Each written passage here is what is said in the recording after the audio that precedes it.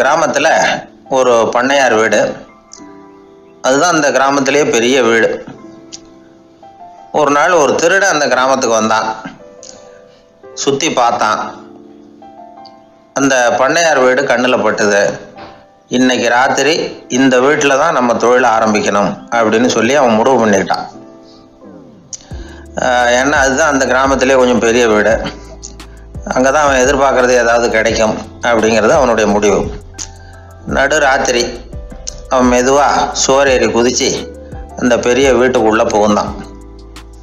அங்கே போய் பார்த்தா முக்கியமான இடங்கள்ல எல்லாம் காவலுக்கு ஆள் நின்றுட்டு இருக்கிறாங்க ராத்திரி நேரத்தில். சரி, இந்த வீட்டில் நம்மால் திருட முடியாது அப்படின்னு முடிவு பண்ணிட்டு மெதுவாக வந்த வழியிலேயே திரும்பி வந்தான். அந்த சமயத்தில் காலில் ஏதோ தட்டுப்பட்டுது. என்னது அப்படின்னு சொல்லி குனிஞ்சு பார்த்தா அங்கே ஒரு பெரிய வெங்காய மூட்டை அடுக்கி வச்சிருக்கிறாங்க. சரி, வந்ததுக்கு வெறுங்கையோடு திரும்ப வேண்டாமே அப்படின்னு சொல்லி கையில் இருந்த ஒரு பெரிய பை நிறைய அதை அள்ளி போட்டுக்கிட்டான். வெங்காயத்தை போட்டுக்கிட்டு புறப்படுற சமயத்தில் கப்புன்னு கழுத்தில் ஒரு கை வந்து விழுந்தது. ஆள் மாட்டிக்கிட்டான். அதாவது காவலாளிகள் அவனை பிடிச்சி வச்சுக்கிட்டாங்க. மறுநாள் காலையில் அந்த திருடனை பண்ணையார் முன்னாடி கொண்டுட்டு போய் நிறுத்தினாங்க. ஐயா, இந்த ஆள் ராத்திரி நம்ம வீட்டில் திருடுறதுக்காக வந்தான். வெங்காயத்தை அள்ளிட்டு புறப்படுறப்போ மாட்டிக்கிட்டான் அப்படின்னாங்க.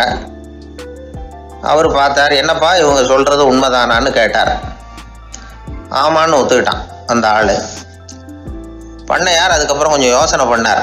அப்புறமா தீர்ப்பு வழங்கினார். இதை பார்ப்பா, நீ இங்கே திருட வந்தது குற்றம்.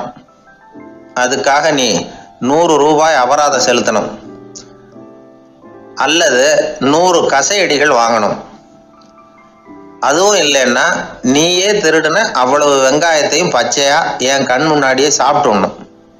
இதில் எந்த தண்டனையை ஏற்றுக்கிறது அப்படிங்கிறத பற்றி நீயே யோசனை பண்ணி முடிவு எடுத்துக்கலாம் அப்படின்னு சொல்லிவிட்டார்.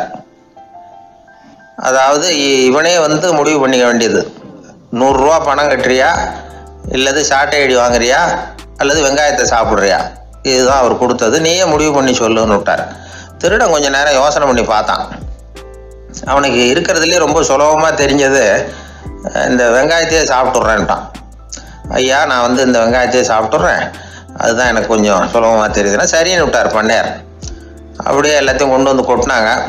ஒவ்வொன்றா எடுத்து சாப்பிட ஆரம்பித்தான். கொஞ்ச நேரம் சுவாரஸ்யமாக சாப்பிட்டான். அதுக்கப்புறம் வாய் எரிய ஆரம்பிச்சுட்டுது. கண்ணு ரெண்டும் செவந்து போச்சு. கண்ணில் இருந்து தார தாரையாக கண்ணீர் வழிய ஆரம்பிச்சுட்டுது. ஒரே எரிச்சல். அவனால் தாக்கு பிடிக்க முடியல. வெங்காயம் பாதி கூட தீரல. பார்த்தான், சரி இது நமக்கு சரிப்பட்டு வராது அப்படின்னு முடிவு பண்ணிட்டான். ஐயா, என்னை மன்னிச்சுக்கோங்க, இது என்னால் முடியாது போல இருக்கு, பேசாமல் எனக்கு 100 ஷார்ட் ஐடியா கொடுத்துருங்க அப்படின்னா.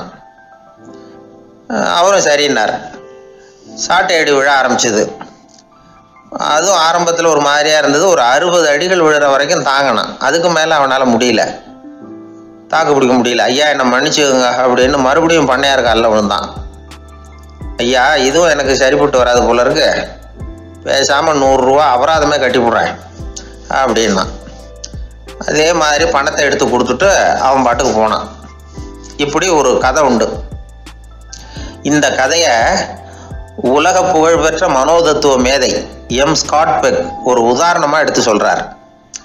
எதுக்காக அவர் எடுத்து சொல்கிறாருன்னா, இந்த முடிவெடுக்கும் திறன் அப்படிங்கிறத விளக்கிறதுக்காக.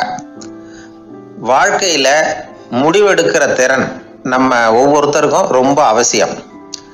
எந்த சந்தர்ப்பத்தில் எப்படி முடிவெடுக்கிறோம் அப்படிங்கிறத வச்சு தான் நம்ம வாழ்க்கை அமையும். எவ்வளவு தான் பணம் இருந்தாலும் சரி, எவ்வளவு தான் படிச்சிருந்தாலும் சரி, இந்த முடிவெடுக்கிற திறன் சரியா இல்லைன்னா வாழ்க்கையில் பல சறுக்கல்களை சந்திக்க வேண்டியிருக்கும். நாம் முடிவுகள் எடுத்தால் அந்த முடிவுகளால் ஏற்படக்கூடிய விளைவுகளுக்கு நாம் பொறுப்பு ஏற்க வேண்டியிருக்குமே அப்படிங்கிற பயத்தினால முடிவெடுக்கிற அதிகாரத்தை பல சமயங்களில் நாம் மற்றவங்களுக்கு தாரவாத்து கொடுத்துட்றோம். நாமே முடிவெடுக்கக்கூடிய திறமையை வளர்த்துக்கிறது தான் ரொம்ப முக்கியம்.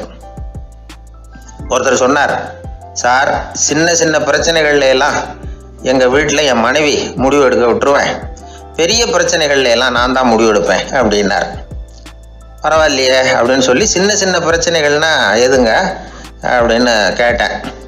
ஒன்றும் இல்லை, இந்த வீட்டு வருமானத்தை பெருக்கிறது எப்படி, வீட்டு செலவை சரி கட்டுறது எப்படி, வீட்டு செலவுக்கு வாங்கியிருக்கிற கடனை அடைக்கிறது எப்படி, இதெல்லாம் சின்ன சின்ன பிரச்சனைகள். என் மனைவி கிட்ட முடிவு எடுக்கிற விஷயத்தை விட்டுருவேன்னார். பெரிய பிரச்சனை தான் நான் எடுத்துக்குவேன்னார். அப்படின்னா பெரிய பிரச்சனைன்னா எது சார் அப்படின்னு கேட்டேன். அது என்னென்னா, இந்த உலக பொருளாதாரத்தை மேம்படுத்துறது எப்படி, 21ஆம் நூற்றாண்டில் என்னென்ன சவால்களை சந்திக்க வேண்டியிருக்கும் உலகம், இதெல்லாம் நான் பார்த்துக்குவேன் அப்படின்னார். பாருங்க, இது பிரச்சனைகள்லேருந்து தப்பிக்கிற வழி. அதனால் வாழ்க்கையில் பிரச்சனைகளை சந்திக்கிறதுக்கு தயங்கக்கூடாது. அதே மாதிரி சரியான நேரத்தில் சரியான முடிவு எடுக்கிறதுக்கு நாம் கற்றுக்கணும். அது ரொம்ப முக்கியம்.